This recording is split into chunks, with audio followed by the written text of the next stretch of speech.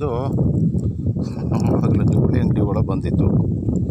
ಗೌರೀಶ್ ಕೊಟ್ಟಾರ ಅಂಗಡಿಗೆ ಅಂಗಡಿ ನೋಡಿದ ಗೌರೀಶ್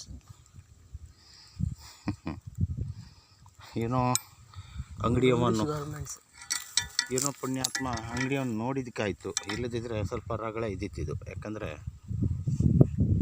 ಬಂದ ಗಿರಾಕಿಗಾಗಲಿ ಅಥವಾ ಕೆಲಸ ಮಾಡೋರಿಗೆ ಹುಡುಗರಿಗೆ ಕಚ್ಚಿದರೆ ಡೇಂಜರ್ ಇದ್ದಿತ್ತು.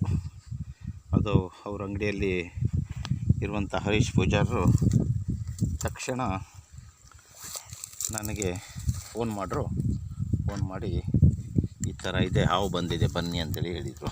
ನೋಡುವಾಗ ಸರಪ್ಪನ ಹಾವು ಸಣ್ಣ ಮರಿ ಅಷ್ಟೇ ಇದೆ ಇನ್ನು, ಬಟ್ ಮರಿ ಆದರೂ ಗಂಡು ಮರಿ ಇದು. ಸ್ವಲ್ಪ ಭಾಳ ಕಿರಿಕ್ ಕೊಡುವಂಥದ್ದು ಗಂಡು ಮರಿ.